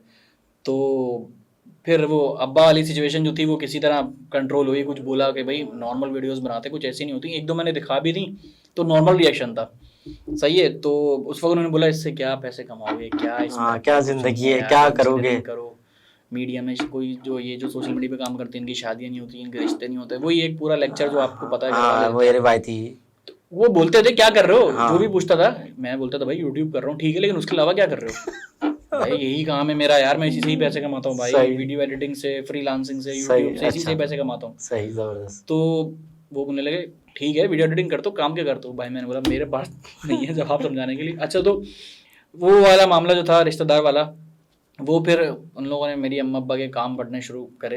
रिश्तेदार का वर्ड जहाँ जाता है ना आपको पता है क्या होगा आगे, मैं बोलना नहीं चाह रहा, देख रहे होंगे वो लोग। तो उन्होंने अम्मा के कान भरना शुरू करे, लेकिन अम्मी ने माशाल्लाह से सपोर्ट किया घर वालों ने थोड़ा सा, क्योंकि मेरे अच्छा वो जब फादर को आपने बता दिया कंटेंट दिखा दिया तो वो थोड़ा से सेटिस्फाई होगा कि हाँ ठीक है, हाँ सेटिस्फाई होगा, क्योंकि मेरे घर में माशाल्लाह से सबने पढ़ाई की हुई है, अम्मी भी अच्छी पढ़ी लिखी हैं, अब्बू मेरे प्रोफेसर और मेरी बहन डॉक्टर मेडिकल, तो वो सारे माशाल्लाह से पढ़े लिखे हैं, तो उन्हें एक मैच्योरिटी थी, एक मैच्योर थे, एक मैच्योरिटी लेवल था कि यार अच्छा कंटेंट है, देखते हैं। अब वो वीडियोस देखते हैं। पहले शुरू के तकरीबन आप समझो कि 40,000 या 50,000 सब्सक्राइबर्स तक नहीं, इतना ना वो लोग देखते थे ना था, हाँ, क्योंकि वो कम ही सब्सक्राइबर्स होते हैं, इतना फेमस भी नहीं होते। सही। तो बीच में जब एक दो वीडियोस हुई वायरल तो तब उन लोगों ने थोड़ा सा देखा, लेकिन उन्होंने सपोर्ट किया, अच्छा समझा। और रिश्तेदार और वो तो नाकदीन तो आपको पता है बोलते रहते हैं, अब हाँ, आप वो तो उनको देखेंगे रिवायती तो बात है। रिवायती बातें हैं वो, हाँ। मुझे कोई फर्क नहीं पड़ता कि वो क्या बोलते हैं। तो वो अभी अभी तक भी बोलते रहते हैं कि क्या है, कुछ नहीं रखा। हमने बोला भाई ठीक है, हमें तो पैसा आ रहा है ना, आप छोड़ो बस, हमें पता है। अच्छा, जिस तरीके से आपने बात की कि जब 40-50 हज़ार तक सब्सक्राइबर थे तो फैमिली जो है वो इतना कोई ख़ास तवज्जो नहीं देती थी। फिर मैंने देखा कि आपने वो फन फिन वालों के साथ जो है वो मुफ्ती तारिक मसूद ने भी उस कंटेंट को शेयर किया था और उसके बारे में जिक्र किया था। तबलीगी जमात पे कंटेंट बनाया था, बड़ा ज़बरदस्त कंटेंट बनाया था। तो उसकी क्या कासिदी और वो क्या एक्सपीरियंस रहा था? मुझे पता था ये सवाल आएगा, एक्सपेक्टेड था। तो वो जो कंटेंट था वो बेसिकली एक, आपको पता है पाकिस्तान में जिस सोसाइटी में हम रहते हैं, तो वहाँ पे पॉलिटिकल और रिलीजियस अगर आप होते हैं तो आपको देख के होना पड़ता है। बिल्कुल, आप बहुत ही खतरनाक चीज़ है यार। या तो आप पॉलिटिकल हो जाए या तो रिलीजियस हो जाए। पाकिस्तान में आप गए तो गए। आप गए तो गए, वही वाला सीन है, या तो आप मशहूर हो गए, या तो या तो आपको कहीं और चले जाओगे। या तो सही। आपको लोग बहुत ज़्यादा पसंद करेंगे, बहुत हाँ, ज़्यादा हेट बिल्कुल करेंगे। सेंसिटिव बीच चीज़ है, बिल्कुल। सेंसिटिव चीज़ है, रिलीजियस टॉपिक। तो वो जब आइडिया शेयर हुआ, फन फिन वालों ने बोला कि इस तरह बनाना है, तो शुरू में तो लगा डर, अच्छा। क्योंकि बहुत सेंसिटिव। हमने, आप यकीन कर, हमने 5 बार सोचा था ये बनाने से पहले। नहीं भाई। हाँ, उन लोगों ने भी, फन फन वालों ने भी। तो हम लोगों ने सोचा, तो जब बैठे तो उन लोगों ने बोला यार कि चलो करके देखते हैं क्या हो जाएगा, ज़्यादा ज़्यादा। सही। जब तक रिस्क नहीं लेंगे लाइफ में कुछ नहीं होगा। सही है। मैं सबको ये बोलता हूँ रिस्क लेंगे। अब अगर आप मुझे बताएं, फॉर एग्जाम्पल वो वीडियो हम नहीं बनाते, वायरल नहीं होती, तो अब ज्ञान नहीं होते ना। बिल्कुल ऐसी, बिल्कुल ऐसी। मतलब इतने लोग भी नहीं पहचानते। वो वीडियो बेसिकली फनफिन की तरफ से एक बेंचमार्क थी कि यस ये लोग भी अब फील्ड में हैं, क्योंकि उसी वीडियो से ही हिट हुआ था चैनल। अच्छा। हाँ, उसी वीडियो से ही फेमस हुए थे, वही बेंचमार्क बना था। फिर उसके बाद रुतुरुल वाली और वो सब, उस पर हम बाद में आते हैं। तो पहली जो थी ये तबलीगी जमात वाली, हम लोगों ने इस पर सोचा, हम लोगों ने इस पर बना दिया। सही, डरते डरते बना दिया, शूट हुई एक दिन में, प्रॉपर बना दिया। अब वीडियो आ गई भाई। सही। सही है, अब वीडियो आई, 1 हफ्ता गुजर गया, 2 हफ्ता गुजर गया, 1 महीना गुजर गया। अब मैं देख रहा हूँ, एक दिन में उठा, मैंने सोशल मीडिया खोला, 70-80 टैग आए हुए हैं। नहीं भाई, जबरदस्त। मुझे तो लगा कोई लीक हो गई है भाई मेरी वीडियो। मेरी वीडियो लीक हो गई है भाई, कुछ ऐसा चक्कर हो गया, सबने टैग किया हुआ है। अच्छा, मोबाइल भी उस वक्त मेरे पास ऐसा था कि वो ना इतनी नोटिफिकेशन आई, मोबाइल ही हैंग हो गया मेरा। ओ। इंस्टाग्राम पे, व्हाट्सएप पे, फेसबुक पे इतनी नोटिफिकेशन आई, सही। मोबाइल ही हैंग हो गया। सही। फिर मैंने कि जैसे तैसे करके मैनेज करके मोबाइल खोला, देखा तो वही वीडियो ना वो शेयर हुई थी, अच्छा, बहुत ट्रेंड कर ज़्यादा। रही थी। हाँ, ट्रेंड कर रही थी, लोगों ने पसंद की हुई थी। जबरदस्त। अब मैं कहीं भी अगर मैं जा रहा हूँ ना, फॉर एग्जाम्पल मैं एक कंपनी में गया था किसी काम से ना, तो वहाँ के गार्ड बैठ के ना वही वीडियो देख रहा था। तो अब आप खुद सोचें, आप किसी की मोबाइल पे वीडियो देख रहे हो और वही बंदा अगर सामने खड़ा हुआ, तो क्या है भाई, ये ये कहाँ से बहुत निकला? रिएक्शन बहुत अच्छा होता है। रिएक्शन बहुत अच्छा था और वो खुशी भी हुई थी, क्योंकि वो सही। मेरी पहली फेमस वीडियो थी। अच्छा। तो हम लोग वहाँ बैठे हुए, मैं वहाँ गया गार्ड से ना, मैंने बोला अंदर मुझे मीटिंग करनी है। उन्होंने बोला अच्छा अच्छा। तो उन्होंने ऐसे देखा, मैंने कहा अरे आपकी तो वीडियो वायरल हुई। तो इस तरह करके ना आहिस्ता आहिस्ता लोग पहचानने लगे, वहाँ से फेमस होने लगे। फिर मुफ्ती तारिक मसूद साहब को उनकी टीम में से मेरे ख्याल से गालिबन किसी ने वीडियो दिखाई होगी, तो उन्होंने वीडियो देखी, तो उन्हें अच्छा लगा कि इन लोगों ने एक फ़नी वे में पॉजिटिव मैसेज दिया है। उसमें आप देख लो, कोई हाँ बिल्कुल, वो कंटेंट अच्छा था। वो कंटेंट आपने बड़े तरीकेकार से शूट भी हुआ और वो बिल्कुल हकीकत पे मबनी था कि उमूमी तौर पे जब आपके पास तबलीगी जमात वाले आते हैं ना, मेरे पास भी आते थे, तो अल्लाह माफ करे मैं करता यही था कि यार अभी तो बड़ी मसरूफियत है, अभी तो मुझे घर का सामान यही कर रहा होता था मैं भी ना। तो वो कहते थे, लेकिन बस तो वो मुफ्ती तारिक मसूद साहब ने देखा, उन्हें अप्रिशिएट करा, उन्होंने भी बोला, अब यूट्यूब पे वीडियो डली हुई है, उन्होंने बोला कि यार ये जो काम करते हैं ना ये लड़के अलग अच्छा काम कर रहे हैं। उन्होंने जिस तरह अक्कासी की है, इसमें ना कोई बेहूदगी चीज़ है, ना कोई ऐसा डायलॉग है कि घर वालों के साथ ना दिख सके, ना इसमें कोई लड़की है। सही। इन लोगों ने आपस में, लड़कों ने शूट की है और पूरी जो अक्कासी की है वो अच्छी की है। सही। तो फिर वो अब इतनी वो हो गई फेमस, उसके अब मेरे ख्याल से 4-5 पार्ट आ चुके हैं। हाँ। तो तबलीगी जमात 1, 2, 3, 4 हम लोग कोशिश करते हैं हर 1.5-2 साल में हम लोग बना दें। तो ये एक जो बेंचमार्क सेट हुआ था ना, तो मुफ्ती तारिक मसूद को पसंद आई, तो उन्होंने बुलाया भी था, मिलने के लिए भी गए थे। अच्छा। तो ये, हाँ, ये उसकी भी एक है वीडियो, तो उन्होंने बड़ा पसंद किया। फिर वहाँ से आहिस्ता आहिस्ता ना पेस बनना शुरू हो गया कि लोग अब पहचानने लगे यूट्यूब पे। फिर बाकी यूट्यूबर्स के साथ भी कोलैबोरेशन किए, इडियट्स वालों के साथ किए, और साजिद अली भाई वगैरह के साथ भी, और अलग अलग यूट्यूबर्स के साथ अल्हम्दुलिल्लाह। फिर काम हुआ हमारा, मतलब स्केचेस डले हुए कॉमेडी यूट्यूब चैनल पे।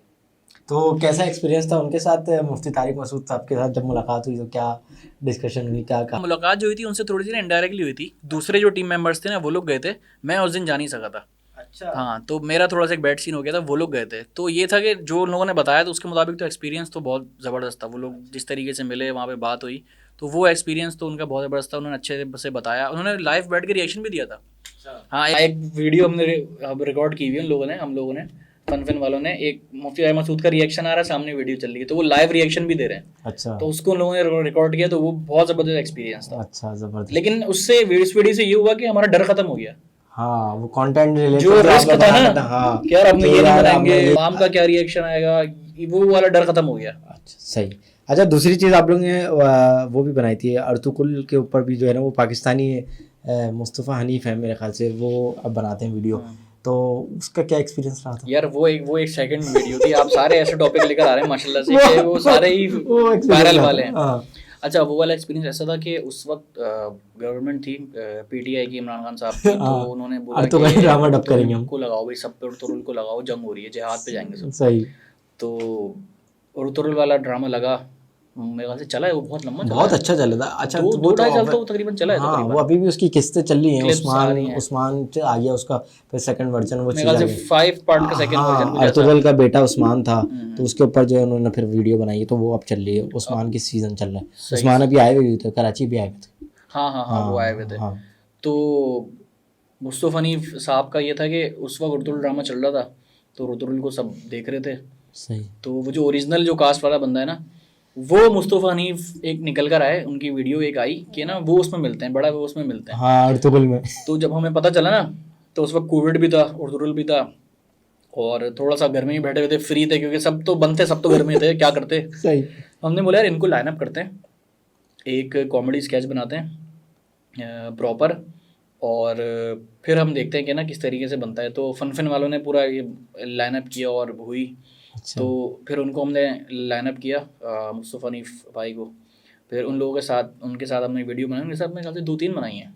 लेकिन जो वायरल हुई थी वो आपने वो सही बताया, वो अर्तुगरुल वाली हुई थी। सही। तो उसमें प्रॉपर फाइट सीन था, मतलब वो आप देखेंगे ना तो वो आपको देख के लगेगा कि हाँ ये प्रॉपर फिल्म की तरह शूट हुई है, फाइटिंग सीन है, ये है, वो है। तो वो एक्सपीरियंस बहुत ज़बरदस्त था, सबसे अच्छा एक्सपीरियंस वही था, क्योंकि उसमें थोड़ा एक्शन भी था, कॉमेडी भी थी। तबलीगी जमात वाली में तो सिर्फ कॉमेडी थी, लेकिन ये जो अर्तुगरुल वाली थी, इसमें फाइटिंग भी थी, इसमें एक्शन भी था, इसमें कॉमेडी भी थी, इसमें सस्पेंस भी था, इसमें थ्रिल भी था। तो ये वाला जबरदस्त एक्सपीरियंस था। प्रॉपर रोड पे फाइट की है, तो लोग चारों तरफ खड़े होकर देख रहे थे भाई क्या शूट हो रहा है, ये क्यों मार रहे हैं दूसरे, बॉलीवुड की मूवी शूट हो रही है। मुझे तो डर लग रहा था कोई ये ना समझे कि असल में फाइट हो रही है, मिल के कूद दे। ऐसा हो जाता है, ऐसा कराची में बिल्कुल हो जाता है। कराची में अब इस चीज से भाई नहीं, कोई किसी को मार पड़ लिया, डकैत बोल दिया, तो बस वो दो पूछेंगे भी नहीं, सब मार रहे हैं, क्यों मार रहे, पता नहीं, सब मार रहे थे, तब मार देते, सही, कूट दिया पकड़ के। लेकिन एनीवेज वो जब लोगों ने देखा कि कैमरा वैमरा है, तो उन्हें पता चलेगा कि भाई शूट हो रही है। तो प्रॉपर फाइट सीन शूट किया था, बहुत अच्छा एक्सपीरियंस था। सही। अच्छा, दूसरी चीज़, आपने जिस तरीके से जिक्र किया कि मुख्तलिफ लोगों के साथ काम किया, अब मैंने देखता हूँ कि आपका एक अपना यूट्यूब चैनल चल रहा है दी आड़ूस के नाम से, और पहले आपने जो आपकी वीडियोस थी फन वगैरह के साथ आती थी, तो वो कुछ लड़ाई फड्डा हो गया तुम लोगों का, या कुछ उसके पीछे भी कोई कंट्रोवर्सी है? नहीं, कोई कंट्रोवर्सी तो खैर, ये आप बड़े अच्छे क्लिप्स वाले सवाल कर ले वैसे।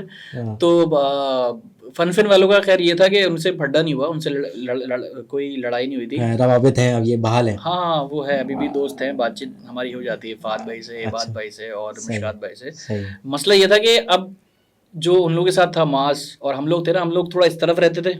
अच्छा। और वो तीनों नॉर्थ में रहते थे, तो थोड़ा सा ये वाला भी इशू आ रहा था, लोकेशन का मसला, ट्रांसपोर्टेशन का भी आ रहा था, और एक अलग कंटेंट का भी आ रहा था। अच्छा। वो लोग एक अलग कंटेंट बनाते थे, हम लोग एक अलग तरीके से सोच रहे थे।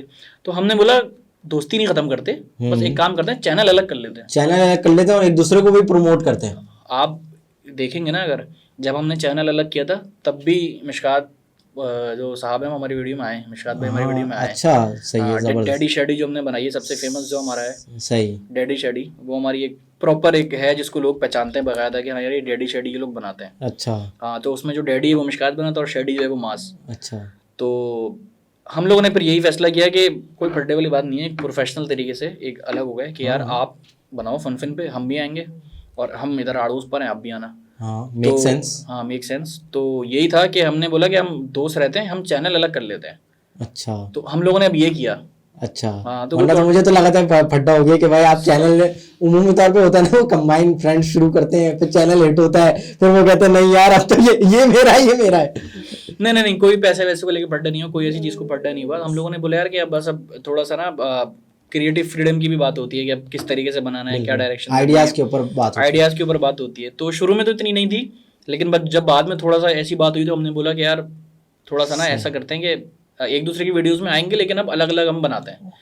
लेकिन ये था कि अलग जो बनाया वो भी चला भाई, अभी भी चल रहा है। जबरदस्त, बहुत अच्छा आप लोग कंटेंट बना रहे हैं। अच्छा, दूसरी चीज़ मुनीब, मैं ये पूछूंगा कि कंटेंट मैं देख रहा हूँ, अब बीइंग अ जर्नलिस्ट अगर मैं चीज़ों को ऑब्जर्व करूँ, काम होता है हमारा ऑब्जर्वेशन करना, तो अगर चीज़ों को मैं देखता हूँ तो ये देखता हूँ कि पाकिस्तान में शायद कंटेंट क्रिएशन पे जो है ना वो ऐसा काम नहीं हो रहा। कुछ लोग हैं, मैं आपको निकाल लेता हूँ, ठीक है, आप कंटेंट बना रहे हैं और उसके ऊपर रिसर्च है, उसके ऊपर कंटेंट लिखा गया है, उसको प्रॉपर शूट किया गया है, चीज़ों को किया गया है, ठीक है। और भी दीगर वीडियोस हैं, अगर मैं मूरू को देखूं वो बड़ा अच्छा कंटेंट बनाता है, रिसर्च बेस्ड होता है, जुनैद अकरम है, ये तो बड़े नाम हो गए ना, ठीक है। लेकिन जो आपकी यूथ अब नया कंटेंट बनाने के लिए आ रही है, तो मेरे ख्याल से वो ज़्यादा उसका फोकस जो होता है वो ये होता है कि वायरलिटी पे, कि किसी तरह हम वायरल हो जाए और उसके लिए हमें कुछ भी करना पड़े। तो ये क्या है, मतलब कंटेंट क्रिएशन के अंदर क्रिंज कंटेंट इतना क्यों हमारे यहाँ इतना वायरल जा रहा है? असल में हमारी जो यूथ है उसको उसमें पेशेंस नहीं है। वो बस चाहते हैं कि वो आज एक वीडियो बनाएं और कल वो फेमस हो जाएं। ऐसा होता नहीं है, ऐसा रेयर केसेस में होता है। आपको प्रॉपर एक प्रोसेस से गुजरना पड़ता है। जब आप उस प्रोसेस से गुजरते हैं, प्रोसेस का मतलब क्या है, अब लोग देख रहे हैं कि फॉर एग्जांपल गंजी स्वैग, मूरो, जुनेजो, नादिर अली भाई, ये सब अगर फेमस हैं तो उसके पीछे 10-12 साल की स्ट्रगल है। बिल्कुल, एक महीने की स्ट्रगल नहीं है। सही, ठीक है, अगर कि एक महीने में बनाई और वो फेमस हो गए, उनके प्रॉपर 10 साल, 12 साल, 13 साल की मेहनत है। जैसे हमें 3-4 साल हुए तब थोड़ा सा लोग हमें जानने लगे। तो लोगों को, और आजकल की जो जनरेशन है उसको इस प्रोसेस में नहीं आना। वो चाहती है हमें 10 साल नहीं लगाने, हमें बस आज वीडियो बनाई, कल फॉलोवर्स हो, परसों ब्रांड मिले, 3 दिन बाद हॉलीवुड की मूवी हम कर रहे हो। ऐसा नहीं होता भाई, शॉर्टकट, ऐसा बहुत रेयर केस में होगा, बहुत रेयर केस में। तो अब लोगों को ये समझना पड़ेगा कि there is a difference between viral and famous. Viral जो होता है वो कुछ टाइम के लिए, 2 हफ्ते के लिए, 3 हफ्ते के लिए ट्रेंड में चलता है, फिर वो ख़त्म हो जाता है। मैं आपको एग्जांपल देता हूँ, जैसे कि ए दिले पुकारे आजा वाली जो लड़की थी, मुझे नहीं पता कि उनका नाम क्या है। सही सही तो है, वो बहुत अच्छा कंटेंट था वैसे वो भी ना। अब आप देख लेंगे वो कितना अच्छा कंटेंट था। तो वो जो है ए दिले पुकारे आजा वाली जो थी साहिबा, मुझे नहीं पता कि वो कौन थी। वो एक हफ्ता वायरल हुई, अब कोई जानता है कि वो कहाँ है, क्या कर रही हैं, किसी ड्रामे में आ रही हैं, किसी ब्रांड में आ रही हैं, नहीं आ रही। सही, वो बस वो फेमस थी, उनके फैंस नहीं थे, वो उनकी रिस्पेक्ट नहीं करते थे कि यार अगर वो कहीं जा रही है, उसकी वीडियो में भले 20 मिलियन व्यूज हो, 50 मिलियन हो, तो वो कहीं जा रही है तो लोग बोलेंगे मुझे आपके साथ पिक्चर लेनी नहीं। लेकिन जब जुनेजो, मूरो, गंजी स्वैग कहीं जाएंगे ना तो लोग रिस्पेक्ट से उनसे मिलेंगे, क्योंकि वो फेमस है, वो वायरल नहीं है। तो ये डिफरेंस है फेमस होने में, वायरल होने में। तो अब आपकी मर्जी है कि आपने फेमस होना है या वायरल होना है। वायरल आप 2-3 हफ्ते के लिए होंगे, लोग जानेंगे, फिर खत्म, फिर कोई और ट्रेंड आ जाएगा। क्योंकि हमारे पास आप देखो हर 2-3 हफ्ते नया ट्रेंड चल रहा होता है। आजकल वर्ल्ड कप है, वर्ल्ड कप का ट्रेंड चल रहा है। सही, तो हर हफ्ते ट्रेंड चेंज होता रहता है। कंसिस्टेंसी से वीडियोस बनाते हैं ना, फिर आप आहिस्ता आहिस्ता फेमस होते हैं। उस प्रोसेस में एक ये होता है कि आपको पता चलता है कि यार ये गलत था, ये नहीं करना, मैं फिर गिर गया, मैं फिर उठूंगा। तो ये अप्स एंड डाउन्स आते हैं लाइफ में, तो आपका कैरेक्टर डेवलपमेंट होती है, आप एक पॉजिटिव माइंडसेट के साथ काम करते हो। मुश्किलात आती है, सब में आती हैं। सही, तो इस फील्ड में नहीं, हर फील्ड में मुश्किलात आती हैं। उसके बाद जब आप उस प्रोसेस से गुजरने के बाद जब आप होते हो ना फेमस, तो आप बोलते हो कि यार हाँ मैंने कुछ काम किया है। अब आप मुझे बताएंगे कोई एक है, कोई भी, कोई किसी भी एक लड़का लड़की कोई भी है, वो 1 महीने में अगर मेहनत करके हुआ है तो उसके अंदर वो कैरेक्टर डेवलपमेंट नहीं होगी, क्योंकि उसको पता है यार 1 महीने में हुआ हूँ, मैं दोबारा 1 महीने कुछ ऐसा बनाऊंगा, हो जाऊंगा। लेकिन जो 10 साल मेहनत करके हुआ है ना, वो एक रिस्पेक्ट से और एक पॉजिटिव कंटेंट बनाएगा कि यार मैंने 10 साल लगाए, मैं दोबारा 10 साल नहीं लगा सकता भाई, मैं सुकून से अब काम करना है और ऐसा बनाना है कि सब लोग देखें। तो ये एक डिफरेंस है। ठीक है, ज़बरदस्त। ये बड़ा जो है ना वो अब के दौर में मुझे ये लगता है कि बड़ा इशू है कि कंटेंट क्रिएशन और क्रिंज कंटेंट और वायरलिटी का जो है ना उसके लिए क्या शॉर्टकट्स जो है ना वो अपनाए जा रहे हैं। अच्छा, ऑडियंस देख भी तो नहीं रही ना। हाँ, ऑडियंस अगर एक बंदा, अब जैसे निदा यासिर के हम शो की बात करें, उसमें लोग बोलते हैं कि वो Formula 1 उनको नहीं आता, सही। या वो किसी टिकटॉकर्स को बुला लेती हैं अपने शो में। तो वो लोग देख भी वही रहे मेरे लोग ख्याल देख से। भी तो रहे ना, लोग उन्होंने देख भी अपने वही शो रहे। में गोल्ड मेडलिस्ट को भी बुलाया हाँ। लेकिन लोगों ने देखा नहीं। हाँ। आप देखें भी तो ना, ये भी है, वो बुला रही है आप देख ही नहीं रहे। ये भी इशू है, ये भी आप issue अपनी है। चॉइस तो सही करें ऑडियंस। हाँ, ऑडियंस के ऊपर भी जो है ना वो ये बात आती है कि वो कम से कम अपनी व्यूअरशिप भी उसको देना कि जो कंटेंट अच्छा बना रहा हो। अच्छा, दूसरी एक और बात, फनफिन के साथ आपने काम किया और दीगर जो आपके दोस्तों के साथ, फिर वो ऐसा लगा कि फ़ौरन से चैनल शायद क्लैश हो गया कोई और वो ख़त्म कर दिया गया। तो दी आड़ूस भी क्या कोई ख़त्म कर दिया या बंद कर दिया, क्या किया उसके साथ? लगता है मुझे वो कंटेंट कभी आता है कभी नहीं आता, तो बंद तो नहीं कर दिया कुछ? दी आड़ूस हम लोगों ने अब बंद नहीं किया, अब क्योंकि बीच में थोड़ा सा गैप आ गया था पर्सनल रीजन की वजह से, लेकिन दी आड़ूस बंद नहीं किया। बीच बीच में हम लोग वीडियोस डालते रहते हैं। वो आपका सवाल सही है कि पहले हर हफ्ते वीडियो आती थी, हफ्ते में 2 भी आई हैं। महीने में हम लोग पहले डालते थे 5 या 6, लेकिन अब हफ्ते में हम लोग की महीने में 1 हो गई है। उसकी रीज़न मैं आपको बताता हूँ। उसका रीज़न ये है कि अब जो एल्गोरिथम चल रहा है ना, मुझे मसला नहीं है, मैं कॉमेडी स्केचेस अभी भी बना रहा हूँ और मैं ऑन रिकॉर्ड बोल रहा हूँ, मैं आगे भी ज़िंदगी भर बनाता रहूँगा। मुझे उसमें मज़ा आता है बनाने में, भले महीने में 1 आए 2 आए, लेकिन आएंगे। तो अभी कुछ चीज़ें लाइनअप हैं, लॉन्ग वीडियो की बात करो, शॉर्ट की नहीं, कॉमेडी स्केच लाइनअप है, तो 3-4 तो अभी आएंगे फ़ौरन, महीने में आपको नज़र आएंगे। लेकिन हमने बंद नहीं किया था।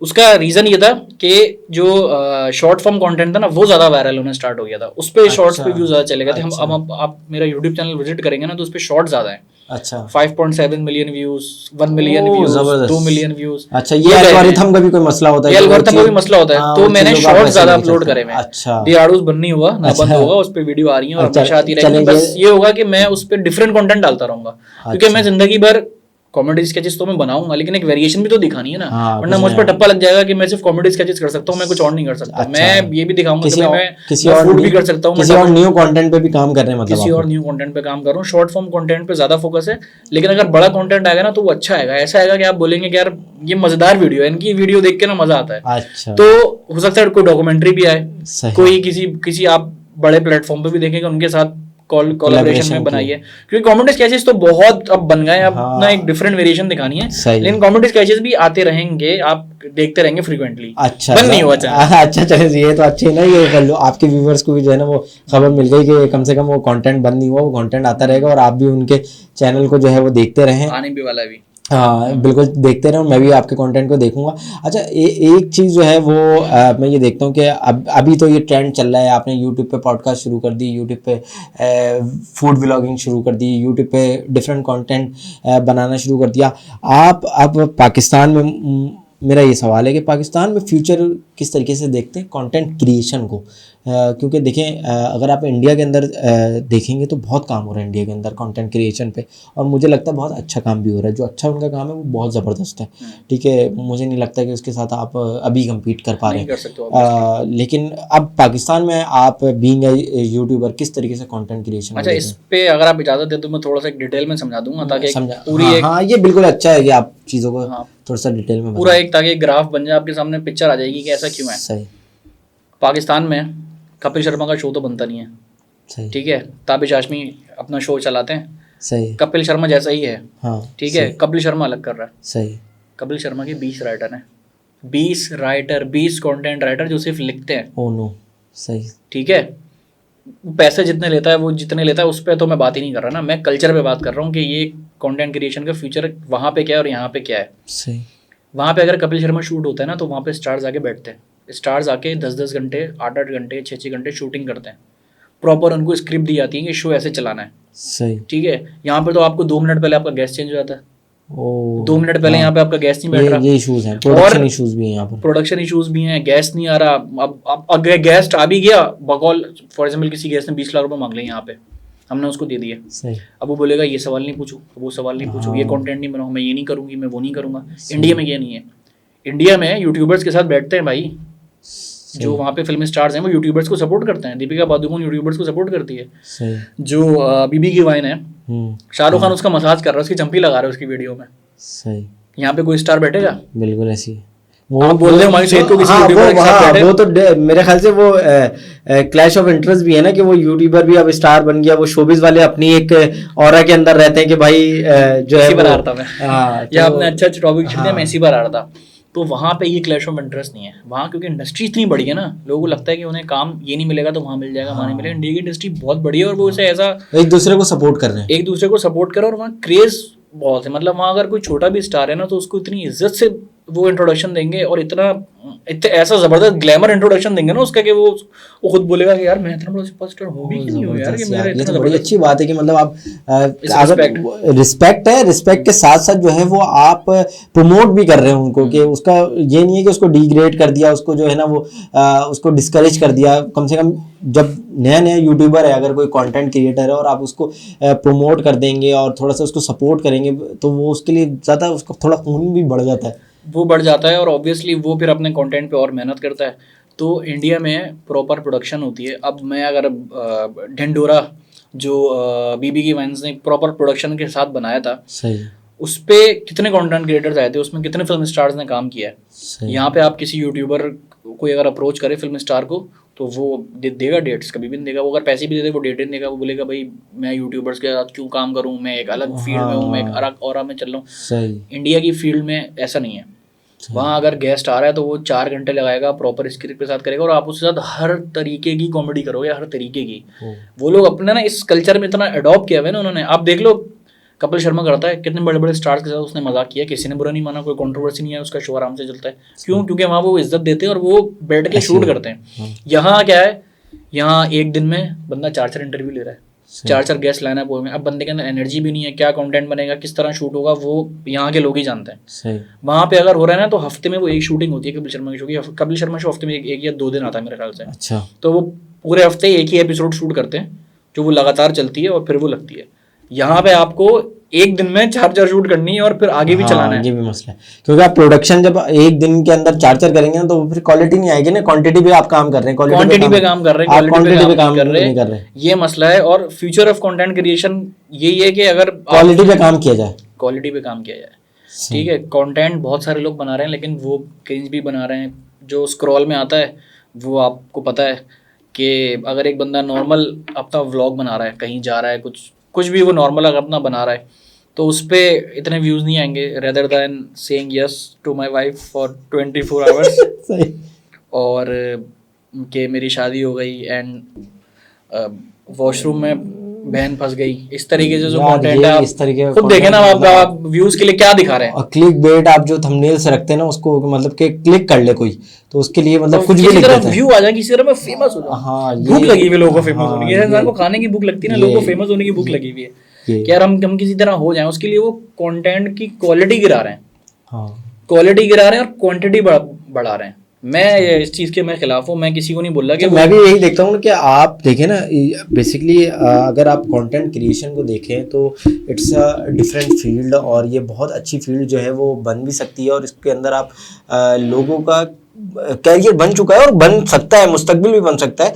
लेकिन अगर आप इस क्रिंज कंटेंट से बाहर आके कुछ अच्छा कंटेंट बनाएंगे तो शायद मेरे ख्याल से मुल्क की नुमाइंदगी भी हो रही होगी। भाई देखें, हम आज बैठ के डिस्कशन कर रहे हैं कि इंडिया का कितना अच्छा कंटेंट बन रहा है, तो पाकिस्तान में भी अच्छा कंटेंट बनेगा तो क्यों वो लोग बात नहीं करेंगे कि भाई पाकिस्तान में बहुत अच्छा कंटेंट बन रहा है। तो बिल्कुल, आप अब जब आप कंटेंट बनाते हैं तो आप मुल्क की नुमाइंदगी कर रहे होते हैं। तो अब आप देखें ये क्लिक बेट जो हम बनाते हैं, मुझे कोई वो नहीं है ना, मैं किसी एक को बोल रहा हूँ कि वो बनाना बंद कर दे, वो बनाए सही है। लेकिन वो जो लोगों को भूख लगी है कि वो फेमस होने के लिए कंटेंट की क्वालिटी बढ़ा रहे हैं, जब रोज़ाना व्लॉग आए, एल्गोरिथम में हम आए, तो वो जो कंटेंट है उसकी वो क्वालिटी बढ़ा रहे हैं और क्वांटिटी गिरा रहे हैं। मेरा हिसाब उल्टा है। मैं भले हफ्ते में एक डालता हूँ लेकिन अच्छे डालता हूँ। मेरी क्वांटिटीज़ कम है। पेशेंस का मसला भी है ना, कि पेशेंस भी इतना होना चाहिए। ये वाली बात है। ये पेशेंस का मसला है कि लोगों में थोड़ा सा ना पेशेंस भी अब कम है। उन्हें रोज़ाना डालनी है। अब रील्स भी ज़्यादा चल रही हैं तो कुछ क्रिएटर्स हैं जो रील्स पे फोकस कर रहे हैं कि हम प्रॉपर सिर्फ रील्स बनाएं, हम प्रॉपर सिर्फ यूट्यूब शॉर्ट्स बनाएं, जो कि अच्छी चीज़ है, लेकिन उसमें भी फिर वही क्रिंज का ख्याल रखना है, आपकी क्रिंज वाली बात। सही। तो ये है चीज़ें जो इन चीज़ों पे फोकस करना है। अच्छा मुनीब, वैसे तो हम वाइंड अप की तरफ जा रहे हैं और बहुत अच्छी डिस्कशन जो है वो आपसे रही related to YouTube, related to content creation और आपके एक्सपीरियंस। थोड़ी सी अगर आप मुझे इजाज़त दें और बुरा ना माने एक क्वेश्चन करने की। हाँ बोलें। कभी मोहब्बत हुई? मोहब्बत हाँ बिल्कुल हुई। वो एक्सपीरियंस था, कैसे हुई? यार उस एक्सपीरियंस को मैं बुरा नहीं बोलूँगा क्योंकि वो फैसले बस अल्लाह ताला के हाथ में होते हैं। तो वो जो चीज़ें होती है ना, वो उस वक्त तो हमें लग रहा होता है कि हमें हमारा जो फैसला है वो सही है। हाँ उस वक्त तो हमारे जहन में ये होता है कि बस मुझे वो चाहिए तो चाहिए। बिल्कुल। तो वो मेरा जो कुछ फैसले होते हैं वो अल्लाह ताला के हाथ में होते हैं, वो अल्लाह ताला हमेशा सही फैसले करते हैं। तो एक दफ़ा हुई और वो आखिरी थी। अच्छा। और अभी भी उन्हीं से ही है। अब मुझे अच्छा। नहीं पता कि वो अभी देख रही है नहीं देख रही, but I still love her, I still respect her. वो अभी जहाँ भी हैं, मैं तो खुलेआम बोल देता हूँ, मैं बताऊंगा नहीं कि वो कौन है, आप मुझसे सही लाख दफ़ा पूछ लें। सही। तो ये है, वो पता नहीं देखें नहीं देखें, ये मुझे तो नहीं पता। तो ये होता है, मतलब ये एक्सपीरियंस कैसा रहा कि मतलब आपने मोहब्बत हुई और फिर उसके बाद वो क्या हुआ, मतलब अलहदगी हो गई, कोई लड़ाई हो गई या यार अलहदगी तो इन अ सेंस मैं बहुत पहले मिला था उनसे, मतलब तकरीबन समझ लो कि 17-18 साल पहले मुलाकात ओ हुई थी। नो। कितने से थे वो, इतने से होंगे हम लोग जब साथ में। हाँ नो बचपन वे। में। मतलब ये हाँ नहीं मतलब बचपन में तो ऑब्वियसली, बचपन में तो आपको मोहब्बत नहीं होती, आप तो हाँ हाँ छोटे होते हो, आपको तो आप बड़े होते हो। Teenage life. हाँ टीनेज लाइफ में आप बोल सकते हैं, मतलब यूनिवर्सिटी लाइफ वगैरह में ना। तो मुलाकात उनसे बहुत पहले हो गई थी, लेकिन पहले जो नॉर्मल फ्रेंड्स होते हैं वो उसी तरीके से ही थे। लेकिन बस कुछ सालों बाद जब दोबारा हुई मुलाकात, तो फिर मैंने बोला कि पूछा जाए कि क्या हो सकता है। जैसे आपने फ्यूचर ऑफ कंटेंट पूछा है, अच्छा, वैसे फ्यूचर ऑफ मैंने लाइफ क्या होगा? फ्यूचर ऑफ लाइफ मैंने पूछा। सही सही। लेकिन वो फिर कोई रिलेशन नहीं था, मैं क्लियर बता दूं। हाँ अच्छा कोई रिलेशन नहीं था, वो दोस्त थे। हाँ। अब हैं या नहीं अब का नहीं पता, मिलेंगे तो पूछूंगा कि अब दोस्त कह सकते हैं या नहीं। कभी मुलाकात अब होती है या रवाबित किसी तरीके के रहे? यार अब मुलाकात लास्ट टाइम तो मुझे याद भी नहीं है कब हुई थी। मैं नंबर है मेरे पास, मैं चाहूँ नंबर अगर डिलीट भी हो जाए तो यहाँ से कैसे डिलीट होगा, दिल से ओ कैसे डिलीट होगा। हाँ। तो वो मैंने उनसे दोबारा खैर कभी कांटेक्ट नहीं किया। अच्छा और अब वो जहाँ भी हैं वो खुश रहें, अल्लाह ताला उन्हें खुश रखे, उनकी खुशी में हमारी खुशी है। अच्छा। मुनीब, मोहब्बत हुई, अब तो शायद रवाबित जैसे भी आपने बताया, शादी तो नहीं हो गई मेरी जिस मोहब्बत की जिक्र हो रहा है? यार वो खैर आपने बहुत दफ़ा कोशिश की नाम निकलवाने की, लेकिन मैं obviously I respect her, I still love हर। तो मैं इस तरह आई ऑल्सो रिस्पेक्ट, तो इसी वजह से चलें ठीक है, आप नाम ना बताएं, लेकिन बस मैं ये पूछना चाहूँगा कि शादी नहीं, तो नहीं शादी का यार मुझे कंफर्म नहीं है। तो ये है कि अब मैं थोड़ा सा इमोशनल हो रहा हूँ, लेकिन मैं आपको बता देता हूँ, मुझे अभी कंफर्म नहीं है। तो वो जहाँ भी रहें वो खुश रहें, जहाँ भी वो हैं। तो इसको अभी पूरा सुनिएगा आगे, मैं आपको बता मतलब रहा इतनी हूँ। भी कंफर्मेशन नहीं है, मतलब इतना कुछ तो होता है ना कि बंदा खैर खबर रखे अपने इर्द गिर्द वालों की। इससे मैं खुद ही हर्ट होऊंगा अगर मुझे पता ओ चलेगा कि हुई है। तो ये आपको अपनी फीलिंग्स की खुद भी कदर करनी चाहिए। सही है। तो आई स्टिल रिस्पेक्ट हर। चले, वैसे ही मैंने पर्सनल सवाल कर लिया था और आपने थैंक यू इसका जवाब भी दे दिया। और अल्लाह ताला आपको बड़ा कामयाब रखे। बहुत अच्छा काम जो है वो आप कंटेंट क्रिएशन की फील्ड में कर रहे हैं, और हमें ज़रूरत भी है कि पाकिस्तान में जो है वो कंटेंट क्रिएशन में काम हो, और अच्छा काम होने की जो है वो ज़रूरत है। बस एक लास्ट कमेंट आपसे चाहूँगा कि वो लास्ट कमेंट जो है वो न्यू यूथ और जो यंग जनरेशन है आपकी कंटेंट क्रिएशन में ख़ास करके जो आ रही है, उसके लिए कुछ एक छोटा सा जो है मैसेज दे दें, ताकि उनके भी समझ आए कि भाई कंटेंट बनाना है तो उसके अंदर क्या करना क्या है। यार कंटेंट क्रिएशन को अगर आपने फोकस करना है कि एज अ मैं सिर्फ कंटेंट बनाऊं, ठीक है, तो एक ये है कि पाकिस्तान में क्योंकि यूट्यूब का जो CPM रेट है, कॉस्ट पर मिनट जो वीडियो मिलता है, वो थोड़ा सा कम है। तो अगर आपने करना है तो फिर आपकी वीडियो पे रोज़ाना मिलियंस आए व्यूज़, फिर आप अच्छा अर्न कर सकते हैं। सही लेकिन अगर आपने कंटेंट बनाना है तो वो एज आप पैशन बनाएं। लेकिन सही अगर आपने उसे पैसे कमाना है तो इस तरह करना पड़ेगा कि रोज़ाना मिलियन व्यूज़ आएँ।